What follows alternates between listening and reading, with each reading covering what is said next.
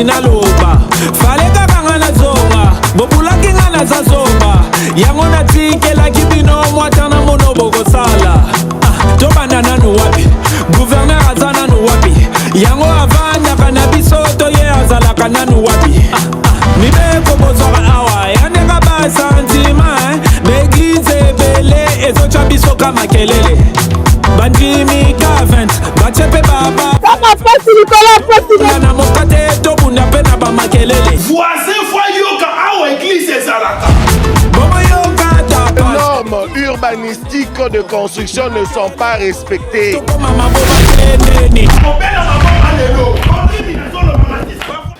Merci Nabi Nunyo Subalandia Media Business Television Biskanyo Subukutami pour la opportunité aussi aux yeux Mokonelo Naliba Kupendia ya Malamu Oye Pesa Melibiso Nabandi Bozalaka toujours rebelle pour la Rolanda émission Nabino Mbongwana Nabangonga Oyo. Voilà pourquoi Tosenga toujours tant toujours babou Bino Batamaye le Bino Batabwanya Bozuba papier Nabino Bozuba Mega Nabino Banini moi testo et ça la Rabiso bien pour permettre à ce que tous toujours en communication du début jusqu'à la fin.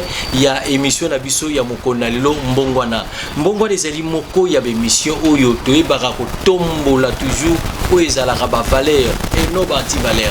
Voilà pourquoi même l'intervention na yo te permettra te muta azu audace ya ko finga tant on se peut ko loba mabe ya mokonza mboka tant on se peut ya ko finga bandeko nyoso bazo kamba mboka na biso vraiment et pas na biso to yambaka yango te ndena mokona lelo na zwili baku ya ko yamba na plateau na ngai moka ba cadre ya parti ya progressiste ya ndeko na biso Sami Badibanga na kombo ya ndeko Papi Bazinga o yazali communicateur mbote ndeko Papi Bazinga mbote ndeko Baruk pe bonne année pa na yo. Merci beaucoup et c'est ngozali ya mingi ya ko yambosu na mokona lelo na émission na biso ya mokona lelo mbongwana na bande sali mwa mikolo utole kadon banda mvula oyo bandi ezamba no liboso ya ko za na plateau na biso. Oui oui oui banda mbole bandi eza mvule bandi mbala liboso tokutani yango na lingi pe na présenter au bavé. Merci et ko souhaiter bonne année na yo et puis na chaîne Mobimba MB Télévision ano yo ezala malamu pona bino. Merci beaucoup pareillement déjà lokola sitolobeli année yango oyo tozo banda ezali année électorale. Année électorale les ala bangé tellement ébélé mutunyoso na Kinshasa et puis na Congo alingia comme député. Pourquoi batunyoso baza ko le la kaba comme ba député? Raison zani. Oui ndeko Baruk, il faut comprendre que depuis 1960 ouais J.C. Lumumba tango alité ba bengani ba belge politique et envoutaki batunyoso. OK. Jusqu'aujourd'hui, même bateau ba bengana ki lomo ba mindele et na comment na esprit à l'élo quand on fait une analyse responsable, on va se rendre compte que idée zalaki kaka te ba mindele ba kende. Oui. Pour biso moko ba congolais to tika la ko gérer malamu. Mais apparemment na kota la bi on dirait zaleka ka bon biso pe to bando sala kaka lokola bango to se retrouver to tambola pe na mituka malamu na mituka malamu to vanda pe na Kalina ndenge bango bazé ko vanda na Kalina na ibite na Gombe Kalina yango Gombe lelo to vanda na Kalina to vanda na Saint-Jean. OK. Lingwala. OK. Ah, to vanda na disons to vivre bien. D'accord. Lokola mindele bazé ko vivre. Alors, c'est ce qui fait que aujourd'hui c'est la politique qui donne beaucoup plus de moyens aux gens, effectivement, qui donne des moyens et puis rapide. OK. C'est comme ça que tout le monde veut être candidat. Batunyo so bani bazala candidat, batunyo so bakomi koyoka poste à politique. En fait, eza eloko ya ko encourager oui, ceux qui batu bazali ko aspirer ko diriger. Oui. Mais ceux qui batu bazali ko sala kaka politique to bayo qui poste à politique, baya parce que et foutaka bien, c'est là les anti-valeurs. OK. C'est là les anti-valeurs. Okay. C'est là et loko tokoki ko déplorer. Mais nini okiko za la valeur na mutu oyo alinga sa la politique. Nini okiko za la motivation na. Très bien.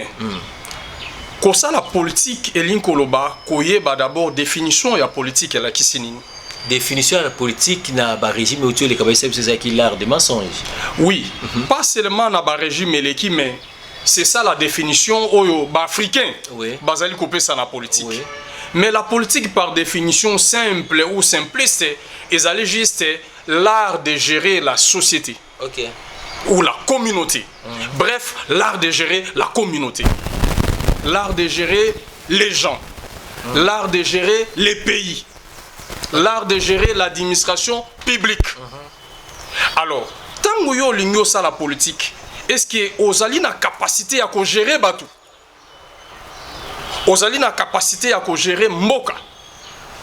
Ozali na makoki ya kopesa ba idée? Oui. Pour na mboka etambula malamu? Est-ce que ozali na bolingo ya gérer batou ya population?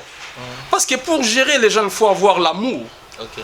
Gérer, c'est comme un parent, c'est comme une maman, c'est comme un papa. Il faut zala bolingo ya bana pour otangi sabango. Ozala na bolingo ya bana na yo po batanga. Po bakola. Bazala batu. Ozwa soin na bango comme il se doit.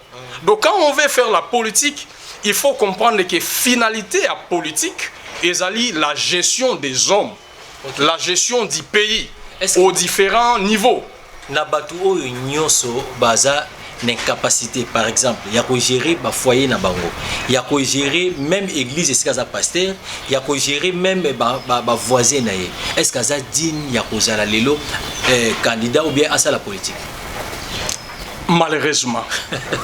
Malheureusement, nazongeli kolobake pour être un politicien, il faut avoir du cœur pour les autres. Oui. Il faut qu'on loue le bonheur des autres. Mais ceux qui sont déjà incapables, il y a qu'à se gérer. Il y a qu'à gérer d'abord ta propre vie. Il y a qu'à gérer ta famille. Il y a qu'à gérer même mes voisins, dans le milieu où vandi. La société a mis même ta petite boutique aux incapables à gérer. Comment on solliciter pour comme gestionnaire ya batu. C'est comme mutu oyo azali incapable ya gérer ndako quartier ba voisin ainsi de suite même boutique na ye. Lelo ceux qui a une politique danger nini azomema. Est-ce que ako s'adapter la baninga musu ba gérer bien ou bien akomema pe moi banti valeur na ye pe na kati. Mais c'est clair, aye pour na banti valeur. Papa, n'a parlé du peuple toza au moins na 500 députés ba député national. Oui. Et dans l'Assemblée provinciale c'est à peu près 120 ou 110.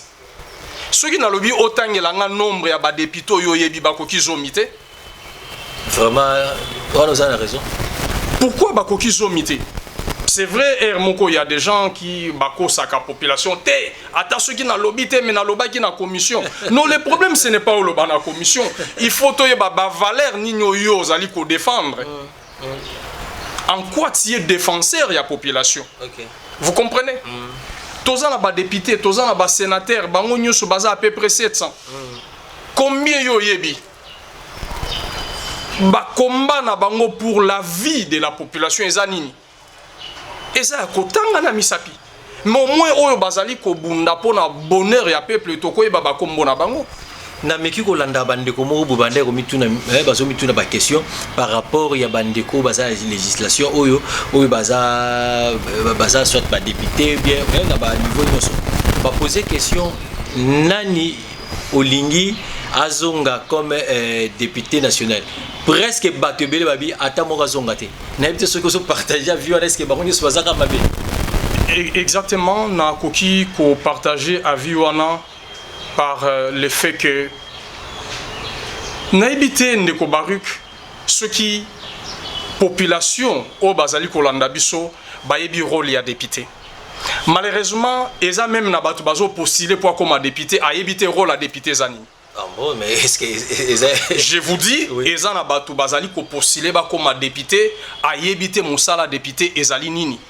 Parce que ti lelo ba député BLP aza député ma évité son vrai rôle c'est quoi? Alors, je vais m'expliquer. Rôle ya député et ezali misato. Okay. Mi balé. Ko voter ba loi, to ko voter ba mibe ko légiférer ningi baloba en français. Et puis rôle ya mi balé ya monene ya député ezali ko contrôler. OK. Ko contrôler nani? Banda na premier ministre. Ti na moto ya suka o azali ko sala mosala ya l'état. OK. Do chef na bango ya monene ezali député.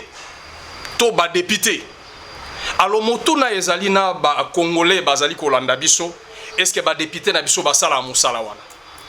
lelo tozo finga IGF eza na batu na ba journaliste bazo futa bango mbongo pona ko finga IGF mais musalo IGF azo sala si eza musala ba député ah bon mais oui donc parce que ceux qui va député ba sai musana bango réseau peut-être IGF alingaki azala na gaz ya C OK ceux qui lelo IGF a commis na gaz yebele c'est parce que ba député ba loupé musala na bango musala ya ko contrôler ezali musala ba député cela veut dire musala député ezali nini ba bengi yo ADG par exemple na pese exemple ya SNEL papa yo mokonzi ya SNEL courant ezate na ville ya Kinshasa pona nini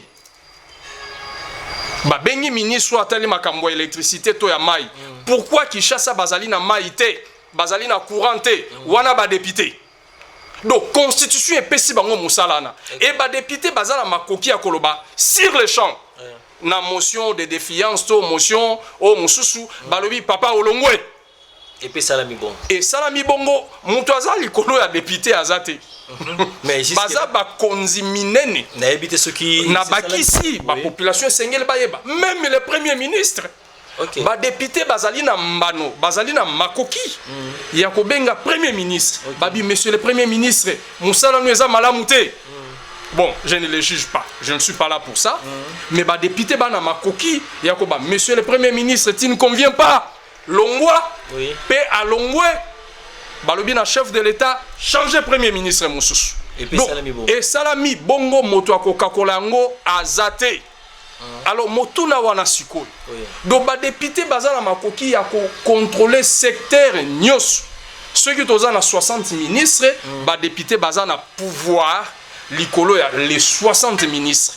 OK. Secteur par secteur. OK. Koloba papa yaka na secteur notozo mona clarté. Bilanga, mais wapi ndunda, wapi masango, wapi fufu. Ko constate zali ki na papa ministre ozo kokate ale chou.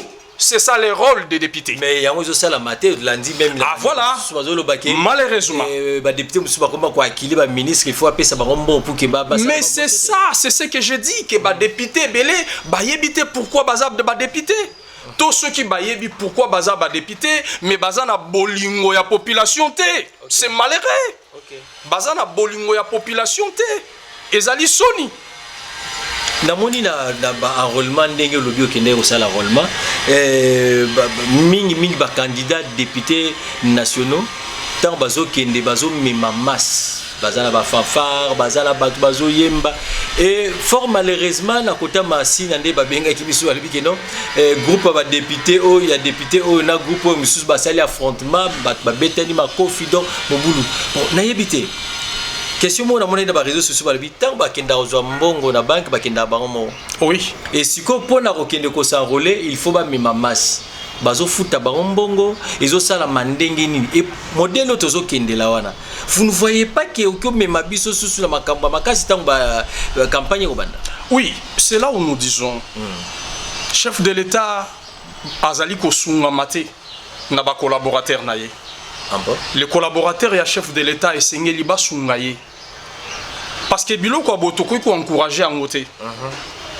tant mutu akei ko sa candidature et pardon ko s'enrôler en principe esengeli akendeye moko mais na tango ya ko kende ko s'enregistrer wana ko mema bato tant mutu akei ko poser candidature OK na yebite na tangi na loi wana te ceux qui loi est autorisé que tant mutu akei ko s'enrôler amema ituluku ya bato. Et ceux qui loi ils ont autorisé pourquoi jusque là besoin les canaux pending mais yango na lobby na me réservé ya koloba ceux qui loi est autorisé té et c'est les procureurs à se saisir na dossier wana pour que continuer té morage wana parce que comme on dirait propagande alors que tozana on a période ya propagande té moi j'ai une base bana Tchad bayebinga bana lemba imbu bayebinga mais na kende ko s'enrôler ngamoko. OK donc je suis parti seul parce que vous êtes déjà candidat moka ba candidat au bazape na vision pour na bana lemba imbu na le toza mayele toza na capacité nous pouvons travailler nous avons le cœur pour les Congolais. Donc nous sommes capables de travailler comme députés. Je suis parti seul, sans base, na kei na s'enrôler na zongi. Est-ce que ça peut bangater que tant que ça aussi? Non, ndeko Barouk. bato bazokende toyebi nde makambo esalamaka eza banti valeur nakolo bango na télévision te. Ah bon? Pourquoi to ça la flatterie bato bazokende pour na 1000 francs 2000 francs 5000 mais oui eza gratis te. OK. Tant on mobiliser bato bakoya mutu atiki tant na ya bomi journée na ye. Nous connaissons ce sont des anti-valeurs oyo e umeli na mboka na biso. Oyo umeli. Moi d'ailleurs je pouvais dire personnellement, excusez-moi, ndenge on a na base nanga je pouvais avoir même 2 personnes, 3 personnes sans que na pia bango mbongo. OK. Mais je ne l'ai pas fait. Est-ce que ça parce que vous avez des moyens ou bien ezaka yo modo créer je ne sais pas na ko ba malamba ba moyen waté puisque to ko tele la baninga tant ça ba moyen la bango ça aussi bana lemba yimbo ba yebinga na bana chat ba yebi ke moi moko ya opesa bato ezangité ceux qui 1000 francs ceux qui 2000 ceux qui 5000 et ko ko mona en tout cas. Non, il faut être légaliste. Nous luttons contre les anti-valeurs. Exactement. Nous luttons contre les anti-valeurs et c'est le côté à encourager. Oui. Déjà, dès que tu as bande kubazo qui ko s'enrôler. Ba qui ko postuler. Oui. Tout le monde déjà a mis groupe à bateau bazo accompagner ti ba makelele ainsi de suite et toujours. Donc, est-ce que ça forme mususuté à bateau ça déjà campagne avant le temps? Mais c'est ce que nous disons de Kobaruk et ça makambo malamuté malheureusement yango tozo constaté. Les décideurs, il faut pas décider. Mboka ezali n'habiter ni pouvoir ezali à kokabola mayo oza na justice, yo oza na domaine tel. Tokoyi hôtel matetol ba monsieur pourquoi tu fais ça? Mais ça na bateau baza na capacité wana. O bazui makoki wana. Excusez. Ya kolo bateau ya kotuna ndeko seni. Il faut Kadima, il faut interroger la loi électorale. Oui. Est-ce que la loi électorale est autorisée? Moutoua qui ne s'enrôler na foule ou bien Moutoua qui ne s'enrôler yemoko.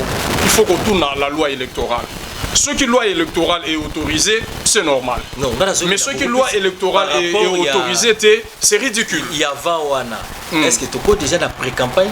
Mais il n'y a même pas une période dite période de pré-campagne. Ça n'existe pas. Okay. Il y a seulement une période de campagne électorale. Okay. Alors, période de campagne électorale dans ton comité et la campagne électorale, c'est au mois d'octobre. La campagne électorale proprement dite est en mois d'octobre.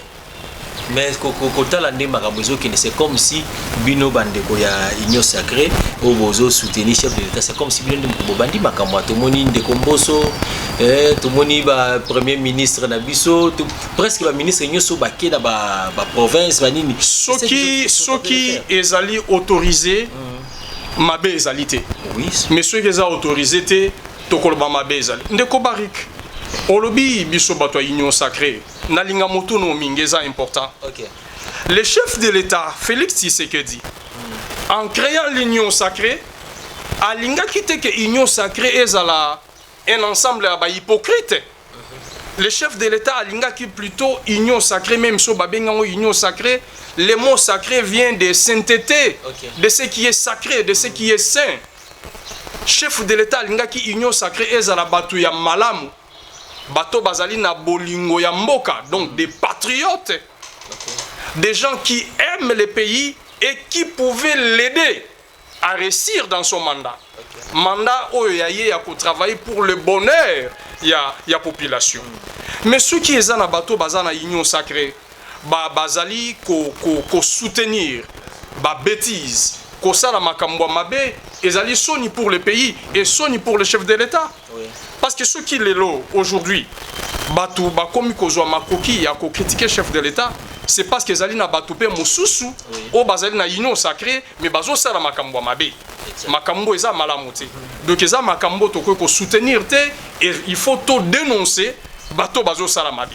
Il faut que dénoncer Batnyoso Bazo Sala Makambo Nyoso Yamabe. Tout le problème y a arrivé à Papa. N'a pas dit déjà les 31 pas par Osara na Kinshasa. Mais selon Bandeko Bazobenga Biso et puis les constats sur le terrain, nous avons constaté que Kobanda, selon Nani communiqué au Hôtel de Ville à Pesaki, au banda déjà aéroport tina première rue il fallait pas démolir banda kunyoso ba wenze nyoso ezalaki na nzela ti ekoti victoire et ti kitambo magasin motula na ngeza boy koya pape memeli population ngam. Ok, ça c'est aussi un langage politicien et un langage ya bato ya mité mamabe. Na ko répondre na ba volet mi balé. Premier volet, ko sokola mboka ezelo kwa malamu. Ko sala assainissement ya ville, c'est une très bonne chose. Il faut encourager gouverneur ou gouvernement. Il y a ko sala mosala wana, il y a ko assainir la vie de Kinshasa. Mais seulement mabe ezali wapi ceux qui ezali keto banda ko assainir ville ya Kinshasa parce que nous avons une fête nationale.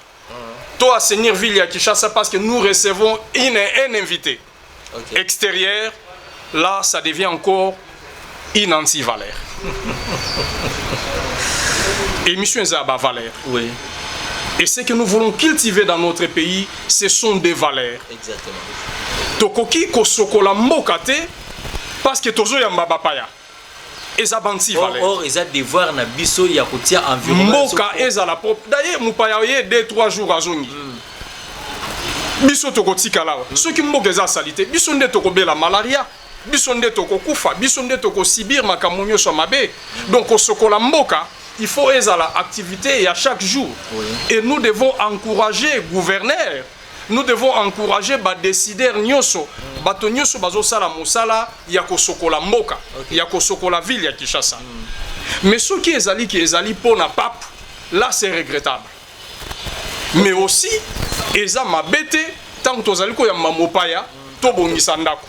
Nenge to sala quand même dans nos familles. Donc cela veut dire que à chaque fois tant tozo vanda na banda kuna biso to sala kayango tongo nyoso to kumbaka ba torsionner ndako ils toujours propre. Oui. Voilà donc c'est-à-dire que il faut la état d'esprit nenge yaki kini bopeto tous les jours. Voilà. La ville doit être propre tous les jours. Le travail assainissement il faut et continuer. Même nenge batu ba kufaki mvula eleki na ba catastrophe ya mbula tokozela lisusu kaka te batu ba kufa. Mais il faut que dès aujourd'hui les gouvernements central, les gouvernements provinciaux, les ministres ya urbanisme et habitat, les ministres ya affaires foncières, les gouverneurs ya ville ya Kinshasa parce que ministre affaires foncières aussi a ça concerné. Pour il faut appeler ça mabélé et si ka ko déplacer batu. Ministre urbanisme et habitat, il faut canaliser si kani batu bakovanda et puis à se rassurer que ça malam. Et puis le gouverneur de la ville, il faut accompagner l'action parce qu'il s'agit de sa ville. Donc c'est aujourd'hui qu'il faut prendre des précautions. Maintenant, quand on se réveille un bon matin comme ça, tout l'année, maman communiqué à gouverneur de la ville pour nous bakeno. Dans 2 jours, tout ça qu'on démolir espace boy. Sans pour autant qu'on canisse la bâton de Koana et si kani baroki ko kende et si kani baroki ko vanda. Au bazo ça la commerce, même ba maman au banda au teka tout au loin banzela. Ce qui est vrai, et ça moko ba makambo to ande ko sepela na ngote ndenge ba maman bazo teka la ba nzela ba risque za makasi ya mituka ko sala boy. Est-ce que pourquoi n'est pas par exemple ko créer ba marché ou il va recueillir aux bande ko nyoso na ba koti bango puisque zandu la plupart ba comme dans nzela la plupart je dis bien eza bato ba banda teka na zandu lelo zandu za raisute so bande ko na ba luki mo isika na balabala bande teka ba ba buki bango tout monde teke tout so benda kaka malheur likolo ya population na biso. Oui, en la question de Kobaruk il y a à boire et à manger. Oui. Il y a à boire et à manger parce que d'un côté ezana bisika o babongisaki pour ne pas épingler Kazan, on a tchena nous Kazan ou pembeni. Mais na ba marché mususu parallèle, babongisela ka bango bisika balobi bokota, bokende bo luka ba mesa na kati, mais il y a des mamans des vendeurs baboya kokota. Là, c'est un problème. Mais le deuxième problème, l'État aussi reste la seule autorité. Il y a ville ya Kinshasa. Et sengeli kakate na makambo nyonso l'État azalaka faible. Cela veut dire azala na se à population. À un moment donné l'État il faut azala likolo ya population. Ceux qui appellent si mobeko o ezali pona bolamu ya population. Population ayoka. Ka par exemple ya bato yo batongi banda kuna bisika ya mabe. Par exemple la tango yo otongi esika ya mabe l'état quoi retourne permission te autorisation te ce que l'état lobby longo esikana ezali esika malamu te. Est-ce qu'il y a pas un délai bapé ça pour que mutupa se prépare longo papa? En ce que je sache, on donne toujours le temps et on informe toujours aux gens. À des jours déjà. Mais ça la bato déjà baloba bolongwa esika neza mabe bolongwa esika neza mabe bato ba santé taka. OK. Et ça même na bato mususu balongwe mais mususu baye. Oui. Vous comprenez? Ça aussi c'est un problème parce que au eza télévision, il faut aussi tout éduquer, tout s'éduquer. Donc to koya kaka na télévision te to na radio te pona ko finga bakonzi. Non. Ba décision mususu bakonzi eza malamu. Mais aussi de l'autre côté, avant mokonzi azwa décision là esengeli mokonzi azwa ba précaution. Surtout pour na bato ya côté ka kotalisa bango. Ketang bozali kolongwa awa bozali kokende kuna. OK. Ça c'est important. Donc biloko nyonso esengeli etambola nzela moko. Na biso population. Tozala na mayela ko comprendre que bisika mususu eza bisika côté kate. Bisika mususu eza bisika kotonga ndaku te. OK. L'État aussi doit accompagner la population. Na nguya o epesameli na bokonzi. O epesameli na autorité na ye ko s'imposer pour dire vous ne pouvez pas vendre ici et vous ne pouvez pas habiter ici. OK. Mais pour le cas ya bato bazali koteka, l'État doit aussi le montrer là où il faut aller. Nde mingi na bandi yango ezo sala mate bande ko bebele bazolela bazoy basusuté sika okende na komaki na masina précisément na Pascal. Ndeko papi na ebité bande ko wana bazobika ndengeni. Soko tali boulevard na biso na 4 bandes, de aller na de retour. Mais fort malheureusement salamini, de o yakati. Oyo euti par exemple Zando ezokende Kingasani na oyo ezolongwa Kingasani ezomata Zando batie ba séparateur. Sikoyo ba mituka oyo il faut ya komema population au lieu ya na terminus. Bazotikala na bandi ya katikati pendant que batia séparateur muka munene. Bato bazo sotaka il faut ko sauter pour na komata na bis. Na yebite likanisi wana. Est-ce que l'État sala kiango pour ezaki na ba raison mais ezo salama au vu de tout le monde. Ba mama mikolo il faut pas qu'il ne sauter pour ne pas qu'il ne combatta ba jeune risque personne sa bakasi na ebité l'État zolanda biso pe ba konza mboka bazolanda biso ni toki opesa comme message pour na komeka est-ce que ça problème ça ba chauffeur tu es à l'État ou ya qui séparateur voilà en ndeko barik ko tala ndenge makambo tambola na mboka. Il y a un problème moral, un problème psychologique, un problème, il y a habitude, il y a mabé, automessa nanango. Il faut aller plus loin. Il y a koloba même bateau basala kinzela, bache ba séparateur. Il devait en tout cas prendre toutes les précautions pour protéger la population. Ko sala que population atambola ba kilomètre belete to ba mètre belete pour amone sika ko katisa. On devait prendre des précautions sur ça. C'est ça. Mais est-ce que kota la banzela na biso bato batonga ki bazwa ki ba précaution wana ezali ba point d'interrogation. OK. C'est vrai bache ba passerelle, bache moi ba pont. Mais parfois ezali komona na ke eza écart eleki mulai. Eza makasi puisque passerelle il y a déjà ya Pascal. Musu eza séparé tina bitabe. Donc eza c'est un problème. Alors nyonso na ceux qui portent malamu nini ezali ko kotisa biloko wana kaka esprit ya kanyaka. Okay. Il y a coco, il y a kanyaka, il y a corruption. Parce que bato bazaki kotonga. Na ba moyen nyoso l'État pesa ki bango, il pouvait faciliter aussi les choses à la population. Ouais. Malheureusement, et ça l'a mis bon côté. Mais l'autre problème, au-delà de tout, il faut qu'on continue qu'on éduquer la population. Malgré tout, bah apprendre qu'on les canaba passerelle, au lieu à qu'on les canaba séparateur. Parce qu'en passant là-bas séparateur, bah risque pe zali makasi. Oui. Risque zali makasi. Mutu comme ça qu'on a vitesse makasi à ramasser mutu et zali risque.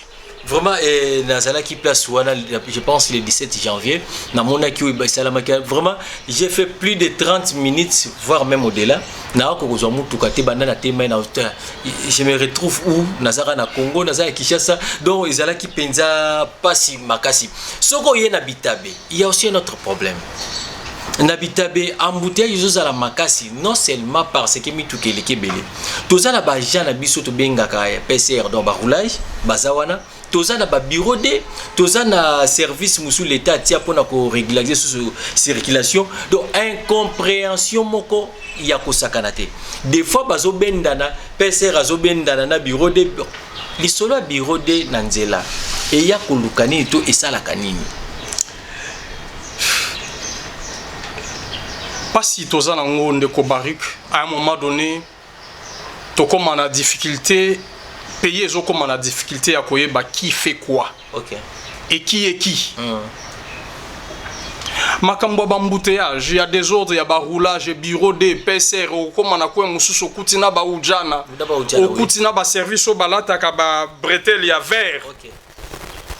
Bango nyoso esika moko bazoluka nini. Et pourquoi? Malheureusement, c'est là où vous trouvez ces gens et c'est là où il y a beaucoup plus de désordre. Exact. Sokoke na Rompouengaba, c'est la même chose. Baza et Belé. Au Kokuta même 20 roulages, 30 roulages, voire même 50 roulages. Naba service qui dit. Mais embouteillage eza makasi. Désordre eza makasi. Ok matadi kibala, c'est la même chose. C'est la même chose. Ok, il peine parfois, c'est la même chose. Et pourquoi tout ça? OK. Alors, Lelo Batouba Fingaga, chef de l'État, et Bongo ba collaborateur à chef de l'État, ministre intérieur, commandant à la police civile de Kinshasa, parce que nous sommes bazali basige naï. Quel est le rôle? Pour na kosa que des ordres na ezalati. Donc, makambo ezali qui dit. Oh, parfois, aux alliés commis tout, à quel sens c'est voué? À quel sens c'est voué? Donc, chacun dans son secteur, Bourgomé, ça va commune. Il faut pas balander là. Parce que tel que Kourana, Bourgomé, c'est à Kimbanse qui est concerné, Bourgomé, c'est à Massina P, Azali concerné. Mais Bakoki Koya Basangisi Mayele, comment résoudre ces problèmes? Parce que Zali municipalité na Bango. Mais, tout le monde a Bouzoba. Tozo mona makambo mabe bolali bolamuki ezali pezo continuer. Et pourquoi tout ça? Et nase ya baso de mouton presque nyoso à part na Gombe, à part mi balé toza na Gombe et quoi va marcher. Oui, mais quel est le rôle ya ba bourgmestre? Mais baron batek gratiquet. Mais c'est ce que je dis. Donc même na ba bourgmestre wana tout à l'heure, autour de la question de l'union sacrée, peut-être que vous occupez de l'union sacrée. Est-ce que vous allez aider le chef de l'État? Parce que il faut que tout le monde il y a des bakonzi à tous les niveaux, il y a des chefs d'avenir, il y a des chefs de quartier. Mais chacun doit faire son travail, papa. Mais au-delà de cela, nous avons des députés provinciaux. Mais est-ce que bamonaka makambwana to bamonaka te vraiment la député professionnel yebite ceux qui atami balé na yebi et surtout même la population batengelo des députés provinciaux na yebite ceux qui ba yebi o yebi atami balé bo salenga testo na numéro is affiché to ba ceux qui banani ba yebi penza ba député nyo swana oh eza pe ba rôle na bango ya ko interpeller ba bourgmestre ou ya ko interpeller les gouverneurs de la ville, gouverneur de la ville a interpellé ba bourgmestre pour na kocha soué na babilo konyo soana papa. Notre pays est à devoir ya biso nyoso ko construire ango. C'est comme ça même tant que tu na télévision, il faut pas toya kaka parce que on nous a donné je ne sais quoi na CNZT, oyo bandi ko finga, mais venez avec des propositions, venez avec des idées. Oui ko aider pays et avancer papa. Lelo, l'élection de Tobi année électorale 2023, Batunios Baza mobilisé vraiment, va s'enrôler, non seulement va s'enrôler, mais va déposer ma candidature na bango, le bakoma ba onyoso baza kolinga. Bande kobino mtozo na biso parti à télévision. Na ba député nyoso, na bila catégorie nyoso, national to provincial. Nani oyo bolinga zonga, wala bosele nga testo. Nani bomoni asali musala ya malamu et puis ba o basali misala malamu te bolingi bomona bango lisusu te banani bosela biso ba testo namoni bandeko nyonso oyo bake kosarole naomona message na bango surtout ba oyo bino bozolinga bokota pe na kati ya makambo yango na mingi bazokoma keno boyebisa député kala azonga lisude. Est-ce que message wana est important bien pour sensibiliser des populations ba voter utile? Au tourni question bien. Le ventre affamé n'a point d'oreille. Exemple comme suna yo ka soni ko lobango na télévision. Na nyana lobango libanda à télévision. OK. Vous savez que c'est tout un système diabolique. Diabolique. Je répète, je pèse mes mots, un système diabolique. OK. Oyo et salamaki na mboka na biso ya koluka. Ko enfamer population. Kotika sort ya population ezalaka ka bongo. Pour que au bon moment batwango oyo bazalaka na ba complot wana. Bazongela bango na ba 5000 francs. Et c'est ce qui se fait maintenant. OK. Sachant que population ngo azana na nzala. Oui. Aza pauvre. Tozonga le sous tokende topesa bango 5000 francs ou 2000 francs bakolanda biso. OK. Bakolanda biso. Parce que la plupart de la population au bazo kende kolanda batu. Mususu, c'est vrai, il faut être honnête. Oui. Il y a moko ezali effectivement bazo sepela na leader. Oui. Il y a moko ezali. Oui. Mais pour la plupart les nzala. OK. Les nzala. Mais baebi que même les députés en question ont sérieuxité. Et population balobango. Soka ina mbongo tokolia wana so et c'est la même population. Baye pa no bazu 2000, baye pa nanga bazu 2000, baké pa ndeko cameraman bazu 2000, baké pa réalisateur bazu 2000. Ils vont partout prendre les 2000. Et yo tango moni ke bayaki 100 pa na okasike non na ça na 100 personnes. Non, bayebi ke oza aventurier. bayebi bien. Population a sous dipté. Oui. Bayebi ke il y a beaucoup de gens baza aventurier. Mais le rôle a pesi moi et loko to gende to zo loko. Nakena kaka ya bandeko na biso ngiso bazolinga ba voter. Babengi biso na bandeko oyo bazo vivre ba makambo wana balobi ezala ba député mususu par exemple azana na commune ya Mongafula neti yo a sensibiliser bandeko na nyonso bazana ba commune mususu autre que Mongafula. Bango nyonso baya ko s'enrôler na Mongafula pour que ba peso ba voix. Ils ont tricherie. Oui. C'est une tricherie à ciel ouvert. Ils ont tricherie. Mais, en fait, c'est comme ça que qui est important. Tout dans le recensement. Et ça, le recensement, moko informatisé. OK. Pour que mon tenu se t'envoie qu'on s'enrôler. Et ça, une chose est facile. Il y a qu'à détecter que yo aux amis de communauté au combien n'engenini. Par exemple. Oui. Oui. Mais tout ça à cause de la manœuvre politique. Mon frère Baruch, ata lelo bazofinga Seni, bazofinga Seni, bazofinga Kadima, mais toute la responsabilité ce n'est pas Kadima. Okay. Tous nous sommes concernés. Tous concernés nous les politiques. Tous les politiques sont concernés. Comment? Parce que ceux qui n'ont pas l'obaki, donnez-moi encore beaucoup de temps. On allait crier à la tricherie. Kadima, pardon. On allait crier à la tricherie. Okay. Vous savez déjà qu'avant le processus, non, on ne va pas accorder même une seconde. Donc parfois, Babilo comme sous toujours de pleurer le lot, et ça à cause de la pression politique. Et ça, la pression politique. De gauche et de droite. Okay. Ils ont ça là tout enregistré, Makambo toujours enregistré les lots. Or l'idée il y a chef de l'État, où il y a politique, il y a gouvernement, et ça qui kobandana nous a recensement. Mais les gens ont dit non, ceux qui ont bandé un recensement, donc tricherie, élection cause à la tête. Et voilà maintenant l'ennemi profite pour nous faire la bassale G. Hier, on a décrié même les machines à voler, ceci, cela. Oui. De la même manière aussi, aujourd'hui, on crie déjà à la tricherie. Donc, il y a de n'importe quoi. Mettons en bas service à renseignement.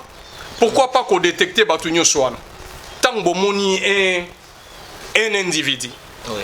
A outil na commune X ou azali ko exporter ou ko importer batu pona baya na commune Mususu parce qu'il y a ko postuler na commune wana. Mais il faut interpeller ces gens. Mais là, il faut à dénoncer parce que service ezana ba yebi na ba ba mona population zoya ba to ko dénoncer eza biso population au to va na kati ya commune wana ou bien eza na éviter formule ni ya ko dénoncer. Mais biso nyos papa, nous avons des services de renseignement. Nous avons des bureaux D. Ba kendo sani na ba bala. Ba bureau de rôle na bango ezaka ya ko traquer ba chauffeur, ba taximan. Non. C'est aussi le travail. Quand on dit bureau des abats, service de renseignement. Oui. Quand on dit bureau des ANR, bateau renseignement. Rôle na bango ezaka raté kozala autour ya ba membre du gouvernement. Mais il faut bazala partout na cité. Okay. Nous avons des ANR communes. Oui. Mais basala musala. Ba comment na ba bureau de vote ba kende ko ba papa wa yoko sangola outi wapi. Est-ce que bateau aye na bango baza bateau commune baza bateau quartier. Mais tout le monde doit travailler, monsieur Barouk. C'est ça les problèmes que nous avons au pays. Les gens doivent travailler, aider ces pays à avancer. Nous avons vu des images, c'est pas les vrais des infos. Mais moi je sais que quand il y a la guerre, Batu Bazarana Kimiate, Yarokima, Bazokima, conditions de vie sont tellement passées. Le banini au cœur de la pona bango bandeko bazo les canaba conditions soient passées.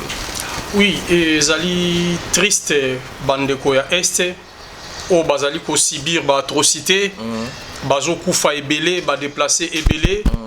Il faut signaler que Baguero est oumeli déjà.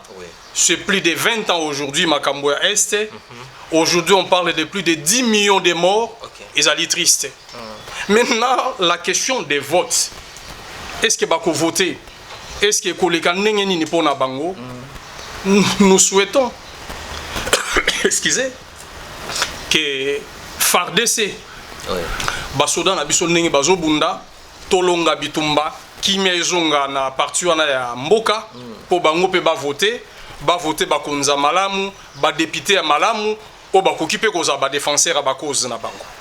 Vraiment, ça vraiment il y a pas si parce que bitumba ezakelo kama longate même muto azo décréter guerre à bike na zo bunda eza ko exclure te que yep a rekozo alikama. Oui, même muto pas le bike o pe bazo attaquer wana eza ko exclure pt na yep a zo analikama et na bande ko na biso oyo ba kutami na niveau est kuna vraiment makanisi na biso nyo ezali pa na bango et na ba soda na biso ya FARDC. Vraiment makanisi za pe langa mona bino na ebete kozala kondima kozala militaire, c'est une passion. C'est une passion. J'avais un ami sud-africain. Mon komosu tozo solola abinanga papi. Dans votre pays, il y a des personnes que j'apprécie beaucoup. OK. Première personne au bagazo apprécier le bieza ba pasteur. Ah bon?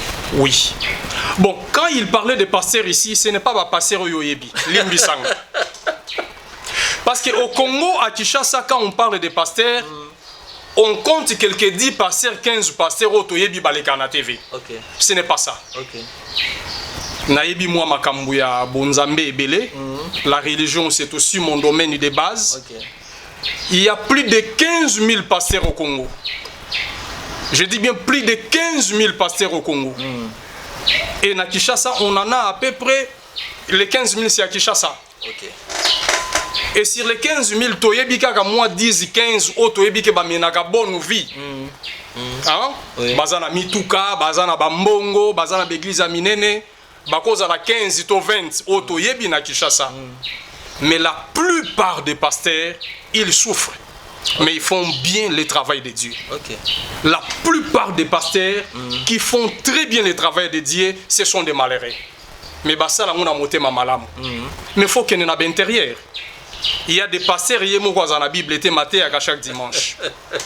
Non, ce n'est pas parce que Asa fausseur, mais il aime Dieu. Il aime Dieu. Bible naïe baby, parfois à ça la trajet à 5 km, à qui attend Bible à préparer ba verset puis à zunga écouter. C'est une parenthèse que je ferme. Okay. Mais cet ami sud-africain l'oublie, j'apprécie les pasteurs congolais. Parce qu'il y a des pasteurs qui, malgré leur misère, mais bazo sa moussala nzam. Okay. Deuxième catégorie, c'était des militaires. Comment ça? Malgré la situation de nos militaires, mais ils font le travail et ce sont des gens à féliciter. Donc, service militaire est allié apostolat. Oui. Ils apostolat et il faut encourager FARDC au Bazobunda. Et j'ai la conviction que Guerrero est cet gagnant. Ok. On a recruté des jeunes. Aujourd'hui, c'est plus de 15 000 jeunes à recruter. Oui. Aujourd'hui, le pays a déjà passé les commandes de l'armée. Et nous en avons déjà, au bon moment, nous allons gagner cette guerre parce que le gouvernement est en train de se préparer pour faire face à l'ennemi. Okay. Et il fait déjà face à l'ennemi. Et nous allons gagner la guerre. Ok, merci beaucoup. La bande de la Lobaï, tu as dit qu'on a déjà na souka émission émission Mokonelo. Ndeko Papi Bazinga, est-ce que Ozana Loba Moko cueille bisa population oyo ezo landa biso na Mokonelo? Oui, le Loba Moko na cueille bisa population. Ezali Akolobana biso d'abord tous s'enrôler. Oui. Nous avons rappelé la population à Lemba Imbu, ya Tchad, ya Njil Kilambu, Njil Brasserie, beau s'enrôler massivement parce qu'ils sont importants. Et à tous les Congolais et Congolaises, au Bazolanda biso, tous s'enrôler. Carte d'électeur Eza Munduki. Je dois rappeler na Bandeko Bazolanda biso, Baye Bake. Avec ça, votre carte d'électeur riche. Okay. Avec cette carte d'électeur, on peut voter davantage. Okay. Donc avec cette carte d'électeur, c'est une arme. Okay. Choix à travers carte d'électeur et ko bongisa yo quartier nabino, commune nabino, RDC Mobimba, tout comme et ko bebisa pe bomoina yo. Okay. D'auto s'enrôler. Je répète encore, Congolais, si aujourd'hui les choses ne marchent pas au pays, c'est parce que Bato Sengela qui basa la musala bazo sala moti. Ok. Et Bato basa la mokumba ya monene ezali ba parlementaire. Ok. To ba député. Bangonde bazali na mbano ya ko contrôler tous les membres du gouvernement. Pe ya ba secteur nyonso. Ok. C'est comme ça ceux qui t'ont voté malamu na 2023. Tozui ba député ya malamu ebele. Oba kozana capacité à défendre mboka. Ya ko contrôler ba exécutant makambo kotambola bien na mboka. Donc ça vaut la peine tozwa ba carte peto ça la vote ya malunga na 2023. Vraiment ezali important kozwa carte parce que elongo ya ba carte wana ndito kosala ba élection moko ya malunga na mboka na biso. Merci na bino nyoso ba landi ya émission mbongwana bino bozwa kita na bino pona ko landa émission na bino mbongwana oyo toyaka nango toujours pona ko changer lolenge na biso ya kobika na kati ya mboka na biso pe bisika nyonso tokoki kokutama lelo tozwaki libaku ya koyamba mwana mboka Papi Bazinga o azali cadre de progressiste ya ndeko na biso Sami Badibanga yende azalaki invité na biso soki bo sepelaki na émission oyo bopesa merci na Dila Kitoko azaki na caméra na ndeko na ngai Dimwesa et na niveau ya régie azalaki na Belo Kitoko et aussi na niveau ya réalisation esimbama ki na yemoko be Shimoto na Nzambe ya koya kamba sambo pate marambala sambo ya bino ya mikolo nyonso na kombo ya Bokula Kabarik Tambwe botika la malamu tomona nimbala simape na numéro mususu nanenga mabeta falega bangana loba nanenga mabeta bozela kasina loba falega bangana zonga bobulaki ngana za zonga yango na tikela kibino mwatana mono bogosala tobanda nanu wapi gouverneur azana nu wapi yango avanda kana biso to ye azalaka nanu wapi mibeko bozora